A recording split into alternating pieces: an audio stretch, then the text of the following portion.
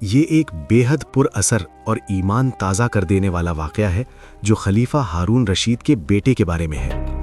ہارون رشید کا ایک بیٹا تھا جو بچپن سے ہی دنیا کی چمک دھمک سے دور رہتا تھا۔ وہ اکثر قبرستان جاتا اور موت کو یاد کرتا تھا۔ وہ کہتا تھا کہ کاش مجھے خبر ہوتی کہ تم پر قبر میں کیا گزر رہی ہے۔ اس کا یہ انداز دیکھ کر دربار کے لوگ اس کے باپ یعنی ہارون رشید سے شکایت کرتے کہ آپ کا بیٹا پاگلوں جیسی حرکتیں کرتا ہے جس سے بادشاہ کی توہین ہوتی ہے۔ جب ہارون رشید نے اپنے بیٹے کو سمجھایا کہ تم نے مجھے لوگوں کی نظروں میں ذلیل کر رکھا ہے تو بیٹے نے کوئی جواب نہیں دیا۔ وہاں ایک پرندہ بیٹھا تھا۔ اس نے پرندے سے کہا، تجھے اس خدا کا واسطہ جس نے تجھے پیدا کیا میرے ہاتھ پر آ کر بیٹھ جا۔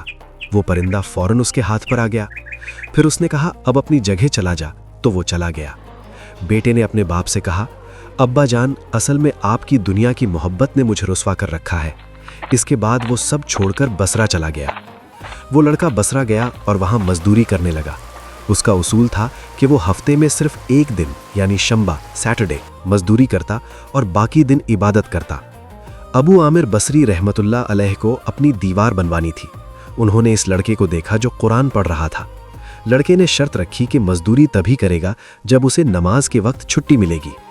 کرامت، ابو عامر نے دیکھا کہ وہ لڑکا اکیلا 10 آدمیوں کا کام کر رہا ہے۔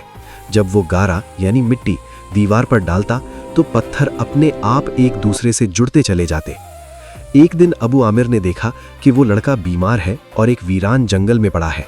اس نے موت سے پہلے ابو عامر کو کچھ چیزیں وصیت کیں۔ اسے اس کے پرانے کپڑوں میں ہی کفن دیا جائے کیونکہ نئے کپڑوں کے حقدار زندہ لوگ ہیں۔ اس کا لوٹا اور لنگی قبر کھودنے والے کو مزدوری میں دی جائے۔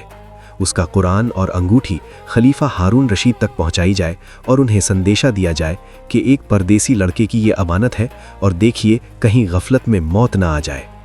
جب ابو عامر بغداد گئے اور ہارون رشید کو وہ انگوٹھی دی تو خلیفہ اسے پہچان کر رونے لگے۔ انہیں معلوم ہوا کہ وہ ان کا وہی بیٹا تھا جو خاموشی سے اللہ کی راہ میں نکل گیا تھا۔ ہارون رشید نے اس کی قبر پر جا کر بے حد غم کا اظہار کیا اور کہا کہ موت نے تجھے کتنی جلدی ہم سے چھین لیا۔ بعد میں ابو عامر نے خواب میں اس لڑکے کو دیکھا جو نور کے محل میں تھا۔ لڑکے نے بتایا کہ اللہ نے اسے وہ سب نعمتیں دی ہیں نہ جو کبھی کسی آنکھ نے دیکھی نہ کسی کان نے سنی۔ یہ واقعہ سکھاتا ہے کہ سچی عزت اور سکون دنیا کی بادشاہت میں نہیں بلکہ اللہ کی عبادت اور موت کی تیاری میں ہے۔ ہارون رشید نے بھی اس کے بعد اپنی زندگی میں بہت صدقہ اور خیرات شروع کر دی تھی۔